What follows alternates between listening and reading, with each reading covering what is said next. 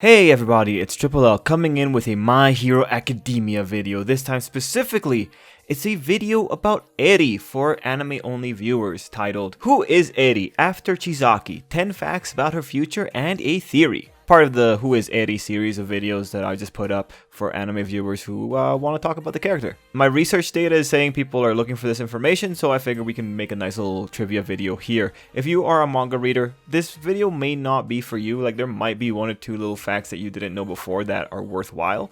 But if you want to get into a more interesting discussion, I would recommend checking out my video talking about whether or not Eri affected Night Eye's foresight. That video is pretty much my opinion. You can check it out. Anyway, who is Eri after Chisaki? 10 facts about her future and a theory. Obviously, it's going to have spoilers. Let's just get into it. Number 1. After Chisaki, Eri is claimed by Yue since her mother abandoned her. Aizawa is her primary caretaker because he's the only one that can stop her from going out of control with her quirk. Thankfully, he is being aided by the Big Three. And on that note, the Big Three's screen time after the overhaul arc is extremely attached to Eri's screen time. If Eri's in the shot, chances are the Big Three are. Number 2, in regards to Eri's new outfit, Aizawa bought Eri new clothes as can be seen here, but the nurse pulled a hard nope and bought her something more stylish. At least Aizawa tried. I'm sure little girls love cats, but you know, good on the nurse. Number 3, the next big step of Eri's story arc in Hero Academia is her trying to find her smile. Overhaul left such a mark on her that the girl just can't do it, and so Izuku steps up to get her smile back. Getting her smile back is going to be a big part of the school festival arc that we've seen in the previews. Bonus! Eri is the most adorable thing in Hero Academia. The manga features a handful of panels of Eri finally living a peaceful life, and that's just really nice to see. Number 4. Eri loves apples. Like, she really loves apples. It's really cute to see her drool over them. Number 5, Eri doesn't know her holidays yet. She says trick or treat during Christmas, she tries to shun the demons, and she brings Easter eggs to the Christmas party. You gotta appreciate how kind the little girl is though. Speaking of Christmas though, for Christmas, Eri got a giant sword from the random gift exchange. What's interesting about this is that Tokoyami was the one that added that in there. Tokoyami, the guy who also likes apples. This scene is cute because the author stated that he would like for Tokoyami and Eri to interact eventually, and now I'm thinking maybe the sword will be the icebreaker. Number 7.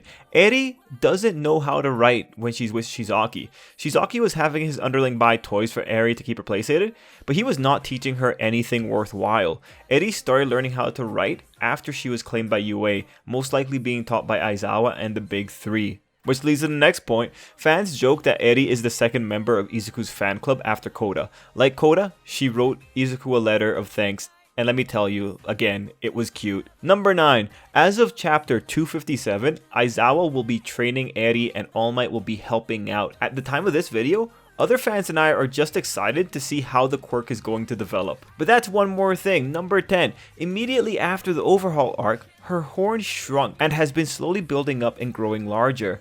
Eri right now kinda seems like a bomb that's gonna go off at any moment. So what will happen when it actually finally goes off? Well, here's the theory. From the moment she was rescued till now in 2020 real time, every now and again we receive an update on Eri in the story. If one thing's for sure, it's that the story doesn't want us to forget about Eri. Given that Overall had a plan to make a serum that would cancel the effects of the drug bullet, it stands to reason that Eri's quirk can reverse the effects of something derived from her own quirk. And given that the narrative of Hero Academia has built a reason for why Eri can't just fix Mirio immediately, what I'm thinking is, and you've probably heard this if you follow my weekly impression videos, I sincerely believe that Eri's quirk is going to go off while she's in UA, or in more general terms, while she's with Mirio, and it's going to end in Mirio getting his quirk back. Right now, Eri is heavily tied to Yue, and if a crisis ever befalls Yue, that'll be the time that Mirio might have to step up for the little girl and maybe protect her. Alternatively, you know, we could just have a random time skip and then Eri just fixes Mirio during that random time skip. Like,